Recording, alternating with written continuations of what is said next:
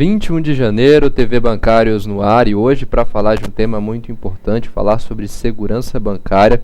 Para isso, está aqui ao meu lado o presidente do Sindicato dos Bancários do Distrito Federal, Eduardo Araújo. Boa noite, presidente. Boa noite a todos e todas. É um assunto extremamente importante e que precisa ser discutido não só para o bem dos bancários, dos clientes bancários, mas para toda a população. Com certeza, presidente. Antes disso, veja só como você pode participar desse programa, mandando sua pergunta, seu questionamento pelo Linha Direta. Para participar é muito fácil. Basta acessar o site do Sindicato dos Bancários e clicar no ícone do programa. Na página de exibição, você irá encontrar o Linha Direta. Coloque o seu nome e a sua dúvida. Se achar necessário, coloque também o seu e-mail. Participe e ajude a fortalecer as lutas da categoria no programa TV Bancários. Presidente, esse tema segurança bancária veio ainda mais à tona com um assalto que aconteceu dia 2 de janeiro, não é isso? Num banco sem porta giratória, como é que foi? Exatamente. Nós, ao final do ano, já tínhamos percebido o aumento dos atentados contra agências ou postos bancários, né, mesmo que não tenha trabalhadores, mas são postos bancários, e no dia 2, então, nós vimos um assalto com o uso de armas e a possibilidade até de vítimas fatais. Graças a Deus não aconteceu, mas no dia 2, das poucas agências em Brasília que não tem porta giratória. Pois aí o pessoal do Sindicato dos Bancários, incluindo aqui o presidente Eduardo Araújo, esteve lá na porta do banco fazendo um movimento, veja só. Numa ação conjunta, os sindicatos dos bancários e dos vigilantes do Distrito Federal realizaram um protesto na agência do Itaú da 510 Sul, na sexta-feira 9, das 10 às 14 horas. A agência assaltada não tem porta giratória com detector de metais, o que é apontado como um dos principais fatores a favorecer a ação de bandidos. É um protesto, né, contra a retirada das portas giratórias das agências, porque o assalto acontece quando a gente facilita demais e abre a porta para o bandido. Então, por isso é uma manifestação contra a retirada das portas giratórias. A porta giratória inibe principalmente os meliantes que não têm muita experiência e podem causar perdas de vida, né? Nós tivemos 70 pessoas no ano passado que morreram vítimas de assaltos no país inteiro. A gente quer inibir isso a zero. Ninguém quer vir ao banco e morrer de repente por um problema de saúde também, tipo problema do coração ou por bala, mas a gente espera que com a colocagem das portas a gente possa zerar esses assaltos, que foram mais de 400 no ano passado, e também as mortes. O Sindicato dos Bancários vai enviar um ofício à direção do Itaú exigindo a instalação de portas giratórias em todas as unidades do DF. A gente vem aqui hoje, junto com o Sindicato dos Vigilantes, prestar uma assistência para esses bancários, que além do fato psicológico, que sai muito abalado depois de um acontecimento desse, tem toda a questão da falta de segurança que proporcionou que acontecesse esse assalto, colocando em risco a vida tanto do funcionário quanto dos clientes do banco. Então, por essa total falta de interesse do banco em resolver as questões de falta de segurança nas suas agências, o sindicato vem aqui hoje fazer essa manifestação, pedir o apoio da população também, porque todo mundo corre risco hoje dentro de uma agência bancária, porque o banco ele prioriza em guardar o dinheiro, então ele investe muito nessa guarda do dinheiro, do valor, mas não tem preocupação em resguardar a vida das pessoas que estão dentro da agência. A nossa participação nesse ato aqui dos bancários é trazer também a importância do mínimo de segurança para os vigilantes, né? Porque não adianta nada o vigilante, para ter segurança, você tem que ter, no mínimo, ter segurança também. Então a porta giratória para nós, vigilantes, é de extrema necessidade e importância, porque ela inibe o sujeito a entrar armado dentro do banco e com a porta o vigilante tem mais segurança. Tanto para ele que pratica segurança, quanto também para os clientes e para os usuários do banco e os funcionários também.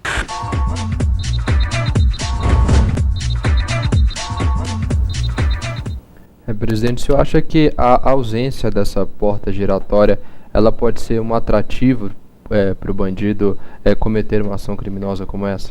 Sim, olha, nós fizemos estatísticas, né, durante todos os anos em que nós reivindicávamos a porta e desde que ela começou a ser instalada. Então nós baixamos na estatística, né, de 1.900 assaltos para 400 assaltos. Então isso é um número muito importante e a gente vê que não é só a porta giratória, mas se ela não existir, nós corremos ainda maior risco de atentado contra o patrimônio do banco, mas também contra a vida e a saúde dos trabalhadores, né? Porque já eu falei ali na reportagem sobre alguém que pode perder a vida por um problema de coração. Então, no ano passado, nós acompanhamos uma vítima de assalto que morreu do coração em virtude de todo aquele sobressalto que aconteceu durante o assalto. Então, é importante que a gente evite o máximo de exposição das pessoas. E a porta giratória é mais um dos itens que a gente reivindica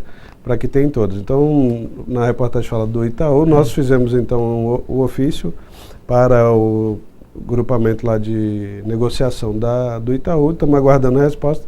Esperamos que as duas agências que não têm porta giratória sejam colocadas imediatamente aqui no início do ano, para que a gente não tenha nenhuma outra ocorrência da espécie, né, para as agências em Brasília. Mas também hoje nós respondemos para a Polícia Federal um outro assunto que são agências que eles chamam agências de negócio, são mais duas agências, além dessas de rua, que não tem porta giratória, não existe uma manipulação de dinheiro por caixa, alguém que usa o caixa para poder fazer a troca de dinheiro, mas existe um caixa eletrônico do lado e depósito de dinheiro naqueles caixas. Então, quando há a entrada do pessoal que vai retirar o dinheiro lá, há um espaço para o bandido agir e é preciso que, então, todas as dependências, mesmo essa que chama de agências de negócio, onde tem um caixa eletrônico, tem que ter vigilância, porque aí a gente vai inibir, de fato, com que os bandidos ataquem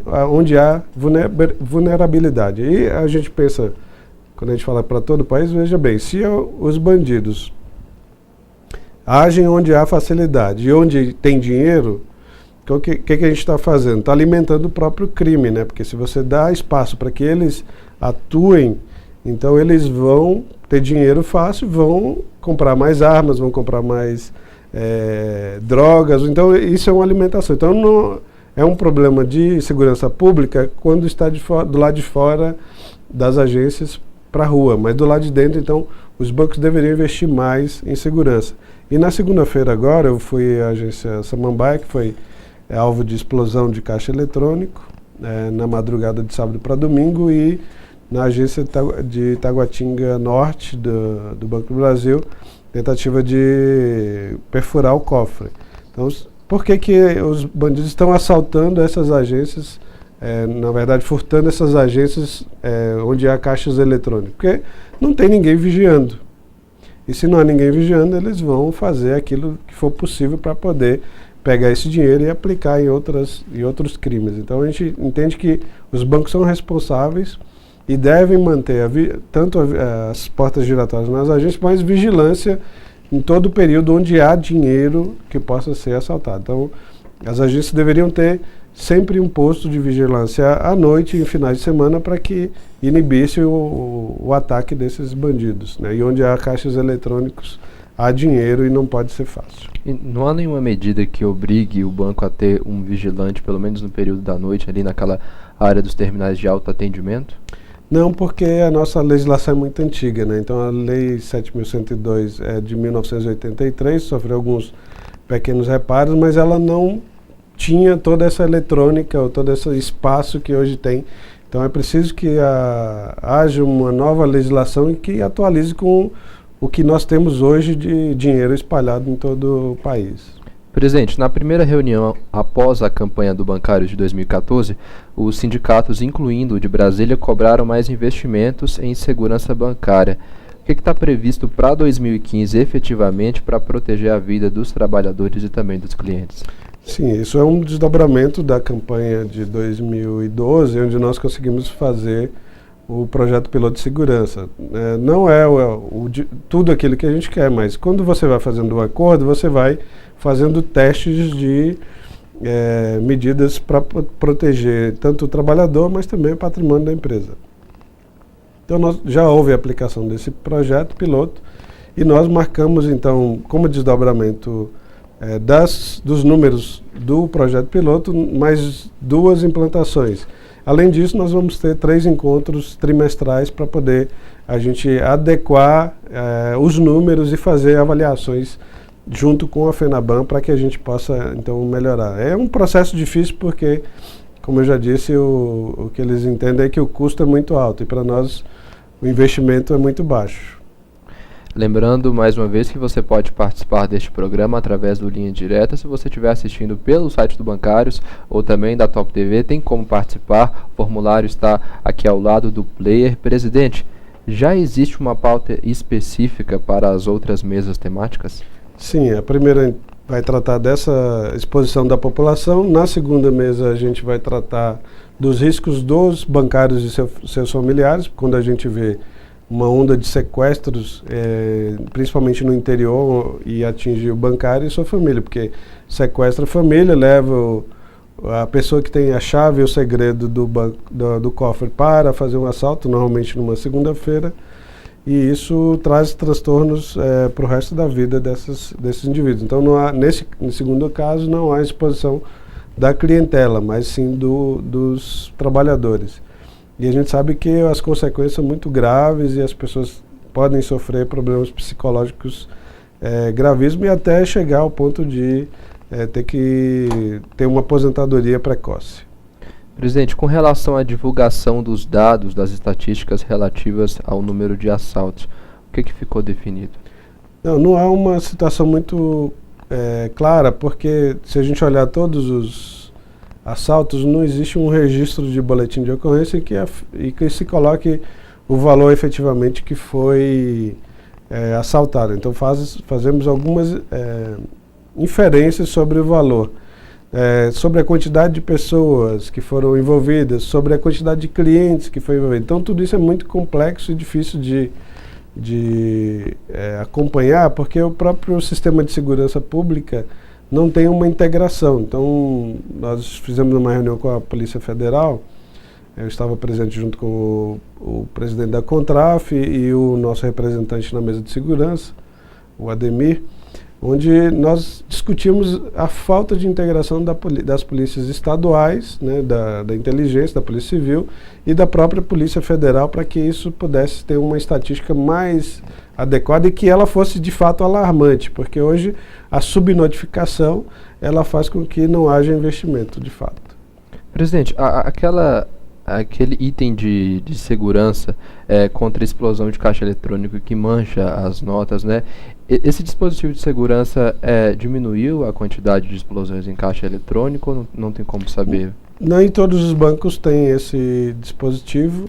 Para nós, há uma crítica, né? Porque quando você mancha uma nota, você está destruindo um patrimônio público. O dinheiro não é patrimônio do banco. Então, quando o banco incendeia uma nota, ou quando ela é tingida, ela está sendo destruído um recurso de toda a população. Ele só está sob a guarda do banco. Então, para nós é um crime isso. Independente disso, os bandidos já descobriram como fazer uma lavagem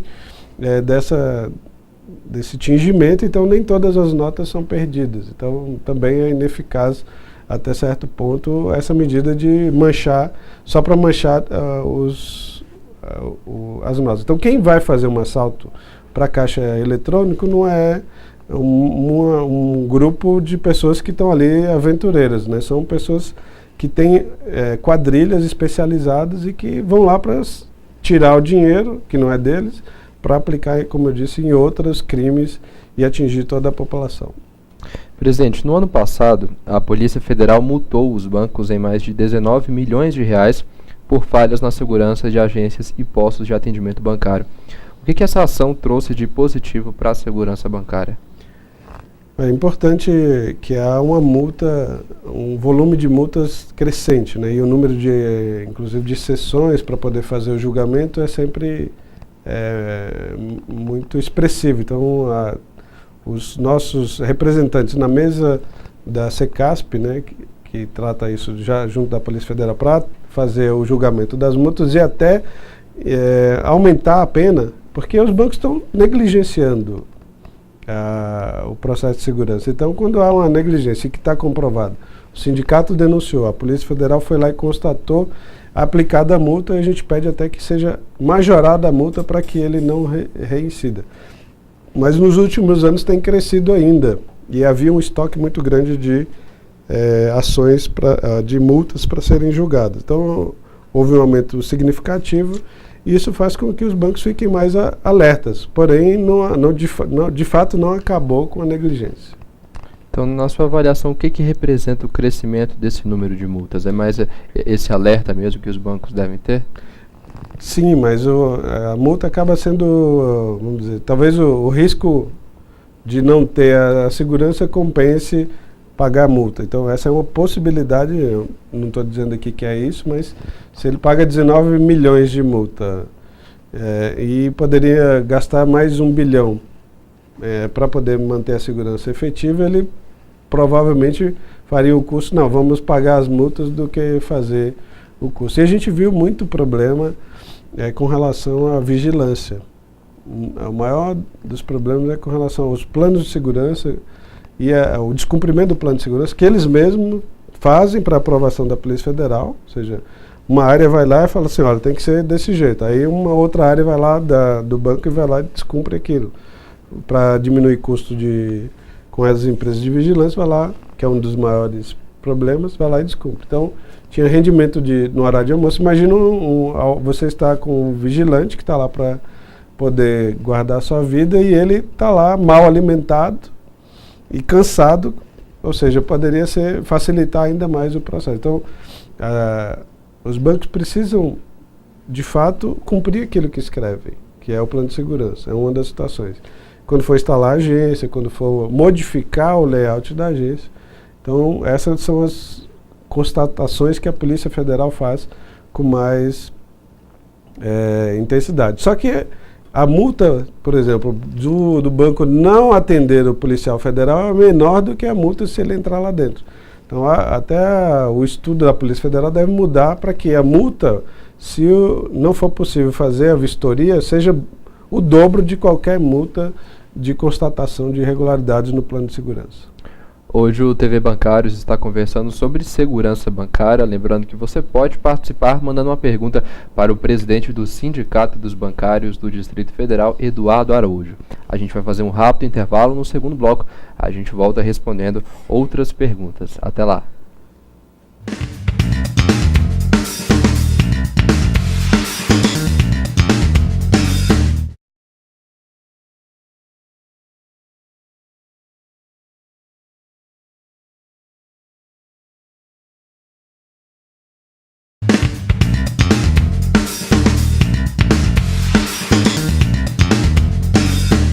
Estamos de volta aqui com o programa TV Bancários e faça como a Juliana Pereira, que mandou uma pergunta aqui para o presidente Eduardo Araújo.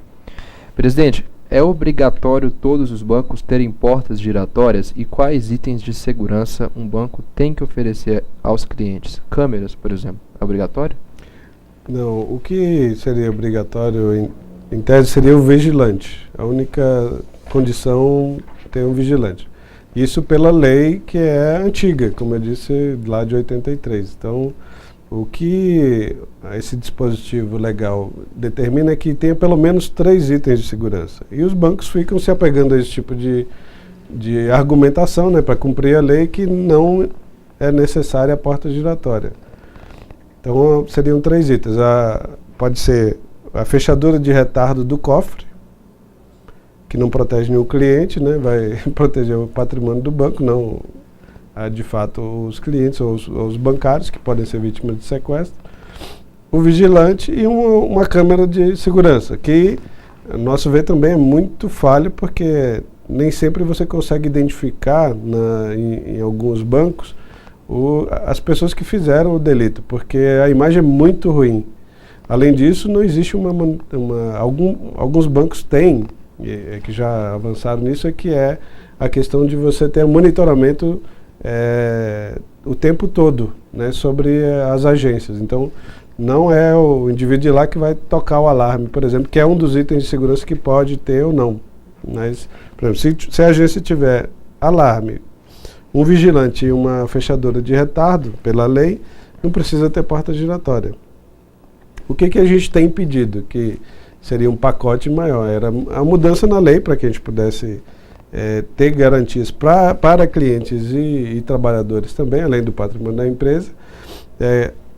Esse monitoramento em tempo real, câmeras dentro e fora da dependência, porque algumas saidinhas de banco atingem as pessoas que depois que saem do caixa eletrônico, né, ou do caixa de dentro da agência, biombos que dividam o espaço entre o caixa e a fila de espera, para que as pessoas não vejam o que o cliente está fazendo na boca do caixa, o número de vigilantes adequado ao tamanho e à quantidade de andares das dependências, porta de segurança, e aí o ideal é que a porta de segurança esteja antes do autoatendimento, para que ninguém entre ali armado ou facilitar a entrada no ambiente da agência. E aí alguns bancos já têm porta de entrada e porta de saída, porque tem muitos clientes que reclamam da porta, que ela atrapalha a entrada quando tem fila. Alguns clientes batem a cara no vidro, porque o modelo da porta giratória é muito antigo, não tem um freio adequado, não detecta adequadamente todo tipo de material que poderia passar, né? Não existe um quantitativo adequado. Então, é preciso atualizar todo esse sistema e deixar de criticar a porta giratória, achar que banco é shopping ou que banco é uma boutique. Na verdade, o banco é um lugar onde você transita muito dinheiro, então não pode ser tão fácil quanto a lei hoje permite. Presidente, quais os bancos que mais recebem multas por não aplicar os itens de segurança bancários? Olha, o campeão do ano passado foi o Banco do Brasil, com mais 3 milhões, depois veio o Itaú, um pouco menos, o Bradesco. Então, esses, entre os maiores bancos do país, são os que têm maior quantidade também de multas, ou seja, são os bancos que mais descumprem a lei, que já é mínima, né? Então, é uma situação realmente onde os bandidos acham um campo fértil para poder atuar. Então, esses bancos deveriam dar o exemplo para que a gente não tivesse assaltos e as mortes, né? Que acabam alguns eventos acontecendo morte. Nessa semana teve um assalto, a gente acompanhou lá em São Paulo, onde quem perdeu a vida foi o bandido. Mas em algumas outras localidades a gente vê que quem perde a vida é o cliente. Presidente, dentre as irregularidades aí que o senhor citou, inclusive essas mínimas, né, coisas mínimas que não são cumpridas, quais são as que recebem mais punição? Então, o descumprimento do plano da quantidade de vigilantes e a retirada do horário de almoço dele é uma das que tem mais, mas aí a gente também tem que alguns bancos descumprem a questão do transporte de numerário, coloca bancários para transportar malote com dinheiro. Isso tem caído bastante, mas ainda é alvo de denúncia da nossa parte, e a polícia tem constatado, porque a empresa não quer pagar um carro forte para transportar o dinheiro de um banco para outro, e aí acaba colocando a vida do trabalhador em risco, né? E além da própria dúvida sobre ele pode ou não participar de um assalto dando informações privilegiadas. Mas qualquer olheiro pode perceber, às vezes, quando há um transporte de numerário dos trabalhadores. E aí foi autorizado pelo Banco Central o correspondente bancário, que é um problema muito sério, que ainda não estão nas nossas estatísticas, porque não são considerados bancos. Mas se a gente conseguir apurar melhor essa situação, a gente vai ver que tem um outro grupamento que está migrando para ataques a correspondentes bancários, como foi o caso do Correio, né, em Taguatinga, onde houve a morte de um militar durante um assalto. Então, ou seja, um correspondente bancário também tem que ter. Então, a culpa pela morte do militar em Taguatinga foi do Banco Central, que autoriza correspondente bancário, da Polícia Federal, que não atualizou a lei e permite essas empresas trabalharem fora dessa lei mínima, ou seja, só porque não tem o nome de banco no CGC, teria que ter. Então, e também do próprio Correio, que nesse caso é uma grande empresa e poderia ter planos de segurança também. É o exemplo das lotéricas, por exemplo? A lotérica também, a gente viu no ano passado 2 casos aqui próximos de Brasília, onde teve a morte de uma pessoa, inclusive da limpeza, aqui em Lusiânia, né, próxima da gente. Então, isso é mais um problema de segurança que a gente tem que dizer assim, olha, isso é culpa de quem está deixando a lei dessa forma e que não exige uma segurança maior e tira, às vezes, dinheiro do banco para colocar em correspondentes bancários sem as mínimas condições. E, presidente, na opinião do senhor, por que os bancos não investem sempre em mais segurança? Olha, no balanço está vamos fazer uma relação bem simples, né? Eles tiveram um lucro de 26 bilhões, só o lucro, né? Não a receita. E no segundo balanço há um investimento de 2 bilhões. Só que grande parte desse investimento está mais no transporte de numerário, em outras situações que não são de fato o ambiente mais crítico, né? Então, isso daria em torno de menos de 10% do lucro que se investe em segurança. E os bancos a cada ano querem cortar mais ainda. Eu visitei uma agência agora que só no ano passado foi modificado o plano de segurança 4 vezes. Ou seja, sempre na tentativa de reduzir o número de postos de vigilantes lá. Então veem isso aqui como um problema. E a gente vê que eles já reduziram o número de bancários, já criaram outros canais de atendimento, querem ampliar ainda mais essa margem de lucro e não estão preocupados de fato com essa segurança como a gente gostaria. Não, segundo eles, há investimento, mas para nós isso é mínimo. Pode ser muito melhor do que tem hoje. Presidente, quais são as reivindicações do sindicato com relação à segurança bancária?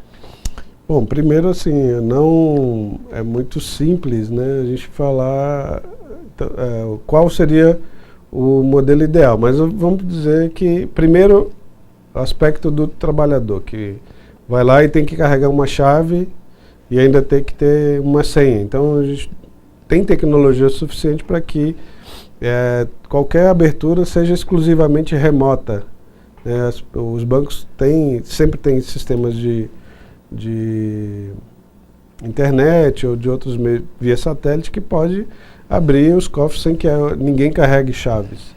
Poderia a porta da dependência ser aberta por empresas de segurança, não o bancário ter a chave para poder abrir as dependências. E sempre ter vigilante 24 horas nos locais onde há trânsito de dinheiro, porque aí então ninguém precisa abrir a porta, né?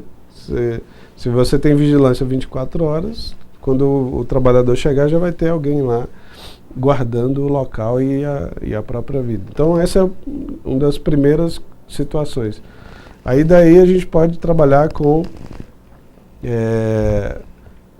essa questão do cliente, que aí a gente teria que ter os biombos, né, tanto nas salas de autoatendimento como nos caixas, isso ainda no ambiente interno da dependência, o número adequado de vigilantes, as câmeras com monitoramento em tempo real, qualidade boa dessas câmeras, né? Aí seria câmera interna e externa, porque aí a movimentação do lado de fora do ambiente da agência também é importante.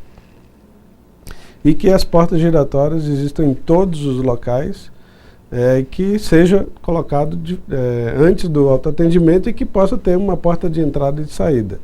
Nós estamos discutindo também, mas ainda precisamos adequar alguma questão técnica, que é a blindagem dos vidros.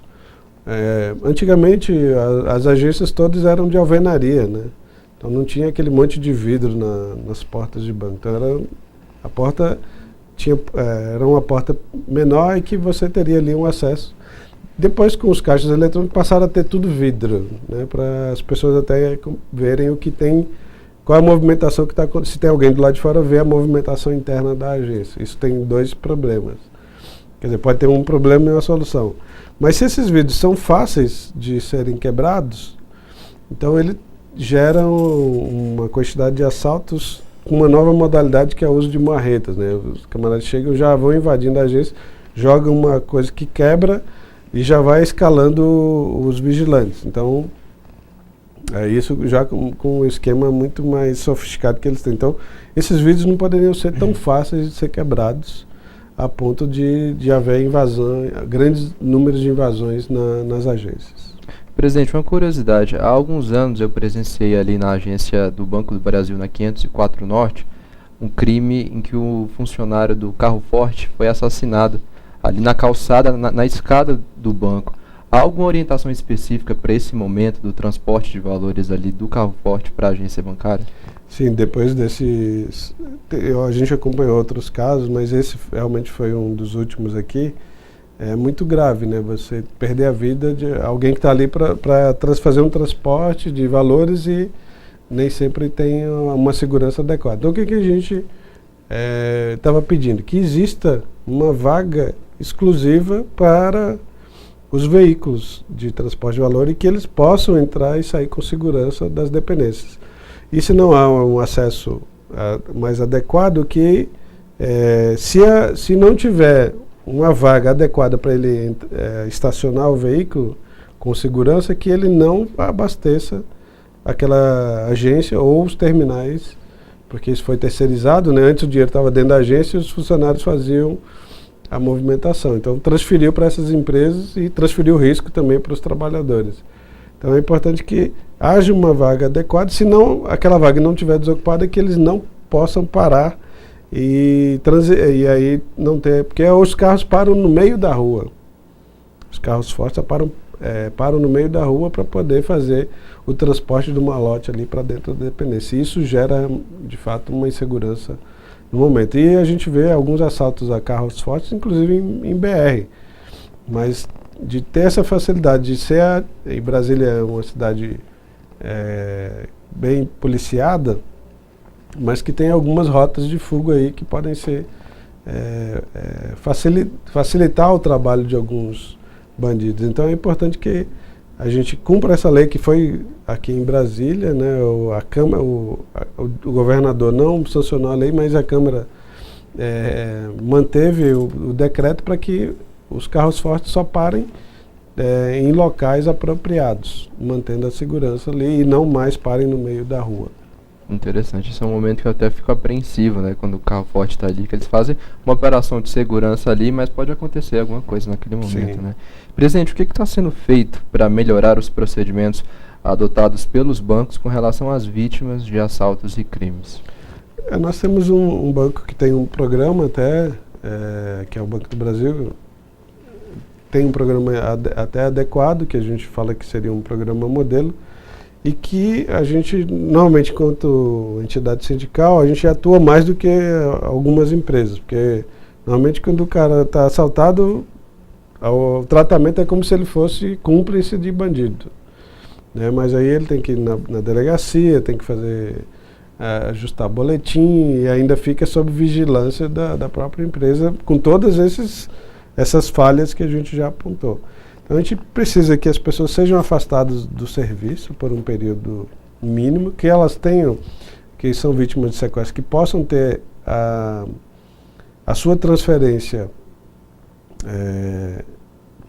priorizada e para qualquer lugar onde ele possa se sentir seguro, para que permaneça um bom trabalhador ainda na empresa, né? Porque senão, como eu disse, ele pode ter sequelas psicológicas e até vir a ter uma aposentadoria.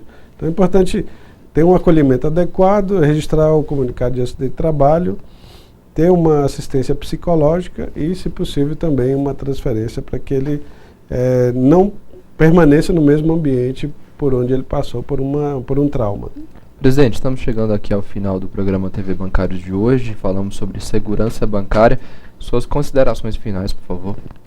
Bom, nós entendemos que os bancos devem, nessas mesas de negociação que nós vamos ter agora, ter um pouco mais de sensibilidade, porque cada vida é importante. Não importa se nós vamos falar de uma, ou duas, ou três, ou quatro mortes. Nós temos que dizer que a vida, qualquer número é importante. Então, e toda vez que a gente vai à autoridade pública e também vai aos patrões, a gente quer que exista essa responsabilidade, porque quantidade de dinheiro não é um problema para o sistema financeiro. Então é importante ter mais responsabilidade e que essas vítimas, né, sejam de fato extintas, no sentido de não darmos margem para... Porque, como eu dizia, o ditado, né, a oportunidade é que faz o ladrão. Então, quanto menos espaço a gente der, menos nós vamos sofrer ataques. E a gente espera que nesse ano a gente avance bastante, porque a gente tem, com algumas estatísticas ainda contestadas, mesmo que a gente faça a nossa estatística, o banco às vezes contesta. Então, que a gente possa ter uma estatística da própria Ministério da Justiça, com os órgãos de segurança pública estaduais integrados, para que a gente veja o tamanho do problema de fato. Esse foi o TV Bancários de hoje, aqui com a participação do presidente Eduardo Araújo, presidente do Sindicato dos Bancários. Lembrando que na semana que vem teremos um novo encontro com mais um tema de relevância, um tema importante aqui no programa. Até lá!